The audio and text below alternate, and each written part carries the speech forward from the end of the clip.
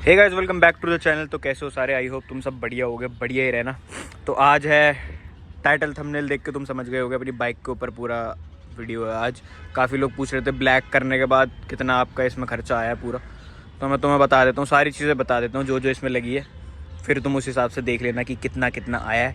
सारी चीज़ों की प्राइस मैं पिन कमेंट में मेंशन कर दूंगा, तो तुम वहाँ पे भी देख लेना और यहाँ पे भी बता दूंगा जो जो मुझे याद होगा। वैसे सारी चीज़ों का प्राइस मुझे याद नहीं है एग्जैक्टली, तो तुम पिन कमेंट चेक कर लेना, तो उसमें मैं सब चीज़ें मेंशन कर दूंगा।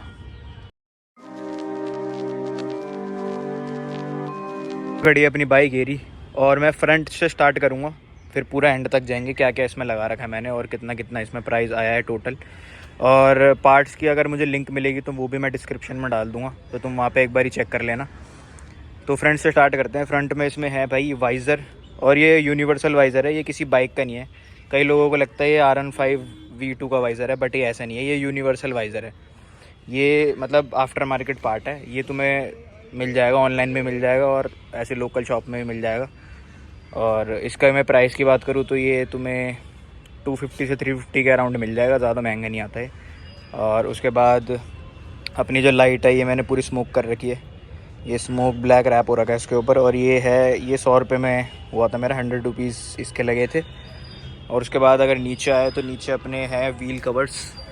व्हील कवर्स मैंने लिए थे जब व्हील कवर बिल्कुल नए आए थे, और उस समय इनका प्राइस था 1500 के आसपास था, तो मुझे 1500 ये कॉस्ट करे थे उस समय। अब तो काफ़ी सस्ते हो गए हैं, अब तो तुम्हें 250-300 पे मिल जाएंगे। बाकी उसके अलावा है अपने USD सस्पेंशन के कवर। एक्चुअली ये कवर है प्लास्टिक के जो PVC पाइप से बने हुए हैं, और ये जो है ये क्रोम रैप है, मतलब लुक देने के लिए USD की। क्रोम, नीचे क्रोम रैप हो रहा है, ऊपर अपना प्लास्टिक का पार्ट है। तो ये एक कवर है, ओरिजिनल फोक्स इसके अंदर ही है, जो अपने टेलीस्कोपिक फोक आते हैं वो इसके अंदर ही है।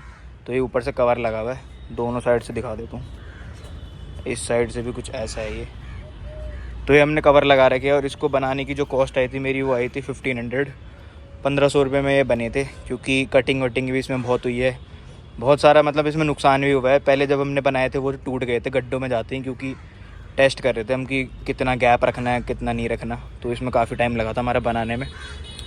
उसके बाद जो टायर में स्टिकरिंग हो रखी है ये भी अपनी 100 रुपये में हो गई थी, दोनों साइड, मतलब एक इधर एक उधर, और पीछे के भी एक इधर एक उधर, मतलब दोनों के 100 रुपये में हो गई थी। और उसके बाद अपना हैंडल अपना है पल्सर 180 का। पल्सर 180 ओल्ड का हैंडल है, ये जो पुरानी पल्सर आती थी ना उसका हैंडल है। अब तो क्लिप ऑन हैंडल आते हैं, मतलब ये पुरानी वाली पल्सर का हैंडल है 180 का, पाइप वाला हैंडल है ये।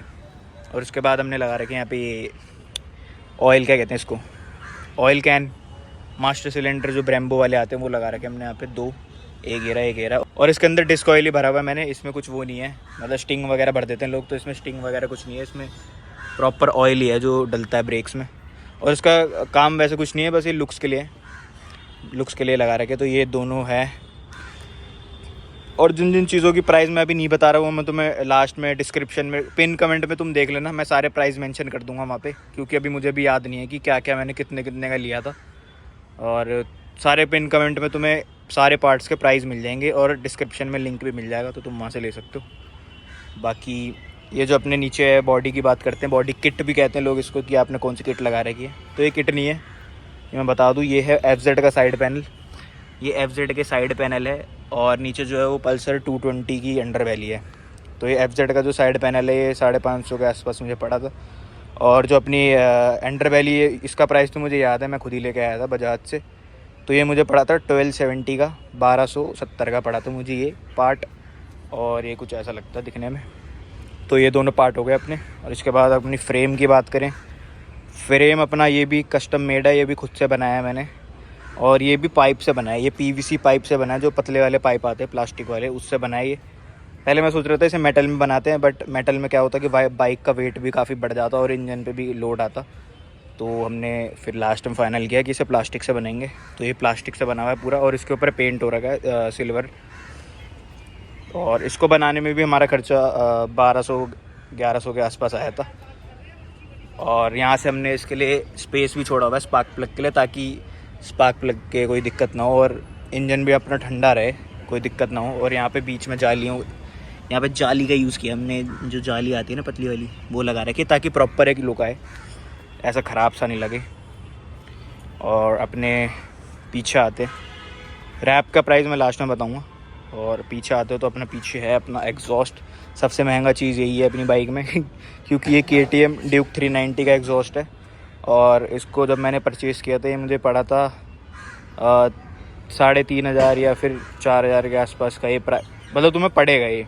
अगर तुम KTM से भी लेने जाओगे तुम्हें तब भी महंगा पड़ेगा ये। और सेकेंड हैंड भी अगर तुम लोगे तो सेकेंड हैंड भी तुम्हें काफ़ी महंगा पड़ सकता है, और कई जगहों में सस्ता पड़ सकता है। मैं दिल्ली की बात करूँ तो यहाँ पे काफ़ी महंगा पड़ा है मुझे। और इसकी साउंड भी तुम्हें सुना दूंगा मैं लास्ट में। और उसके बाद अपनी आती है व्हील कवर्स। पीछे के व्हील कवर मुझे सस्ते पड़े थे, ये 350 के पड़ गए थे मुझे। फुल वाला व्हील कवर है, इसमें पूरा व्हील कवर हो जाता है अपना। और ये 300 समथिंग का पड़ा था मुझे, 350 का पड़ा था। की तरफ आते तो पीछे अपनी टेल टाइडी। और ये tail tidy after market tail tidy नहीं है, ये मैंने खुद से बनाई है 2 क्लैंप लेके। तो मैं दिखाता हूँ मैं, ये देखो पीछे 2 क्लैंप लगी है। अब रस्ट भी लग गया इनमें। 2 क्लैंप लेके मैंने इसको लगाया है। मुझे इसमें इंडिकेटर वगैरह नहीं लगाने थे, इसलिए मैंने प्रॉपर टेल टाइडी नहीं खरीदी। अगर तुम्हें इंडिकेटर वगैरह सब लगाने तो तुम्हें टेल टाइडी खरीदनी पड़ेगी, वरना ये जुगाड़ बेस्ट है। और इसका मेरा खर्चा आ गया था 10-10 रुपये की 2 क्लैंप थी, 20 रुपये। और अपना नट बोल्ट 10 रुपये के 2, मतलब 40 रुपये में टेल टाइडी बन के तैयार हो गई। और नंबर प्लेट इसमें ऐसे लगती है और कुछ दिखने में ऐसे लगती है, काफ़ी ठीक लगती है, कुछ बुरी नहीं लगती। और अपने पीछे की लाइट की बात करें तो पीछे की लाइट का डिज़ाइन कुछ ऐसा दे रखा है, ये बैटमैन के लोगों की तरह कुछ दिखती है। और इसको भी करने में 100 रुपये का खर्चा आएगा अगर तुम बाहर से कराओगे। मैंने खुद से करी है ये, काफ़ी चीज़ें मैंने अपनी बाइक में खुद से करी है, तो मुझे पता है क्या क्या करना है, क्या क्या नहीं करना है। तो अगर तुम बाहर से ये कराने जाओगे तो तुम्हारे 100 रुपये आराम से ले लेंगे वो। ले लेंगा मतलब ले लेगा, आराम से 100 रुपये तक ले लेगा। और ऐसी कुछ देखने में लगती है बढ़िया सी। बाकी उसके बाद इस साइड दूसरी तरफ की बात करता हूँ मैं। दूसरी साइड है अपना सेम वही है, बॉडी किट वगैरह अपनी वही है, पैनल वगैरह USD, फ्रेम भी इस साइड यही है। और इस साइड बात करें तो यहाँ पे है अपना दूसरा चेन कवर। इसमें जो चेन कवर आता है फुल ऐसे आता है, फुल वाला आता है लोहे का, तो वो बड़ा सा भद्दा सा लगता है, वो मैंने हटा दिया। उसके बाद मैंने लगाया ये प्लास्टिक का चेन कवर। ये आई थिंक अपाचे RTR का है, अपाचे RTR का चेन कवर है ये। तो मैंने ये परचेज़ किया था और इसका प्राइस भी मैं तुम्हें बता दूंगा, तुम पिन कमेंट चेक कर लेना। और इन सब के अलावा अगर इसके टायर की बात करें तो इसमें टायर जो मैंने डला रखा है पीछे 120 सेक्शन का डला रखा है। 120 दिखा देता हूँ मैं तुम्हें नंबर एक बार, ये रहा। इसमें है 120 90 17 का टायर। और इसका प्राइस अराउंड 3,000 3,500 के आसपास है। सारे प्राइस तुम्हें पिन कमेंट में दिख जाएगा। काफ़ी मुझे याद नहीं है अभी यार, काफ़ी टाइम पहले डलाया था मैंने। और इसमें ऑल्ट्रेशन कराने की ज़रूरत पड़ेगी अगर तुम डिस्कवर 150 में डला रहे हो। ये 150 सीसी है, मैं दोबारा बता दूं, ये कोई 100 सीसी नहीं है, 125 नहीं है, 135 नहीं है, ये 150 है, ठीक है।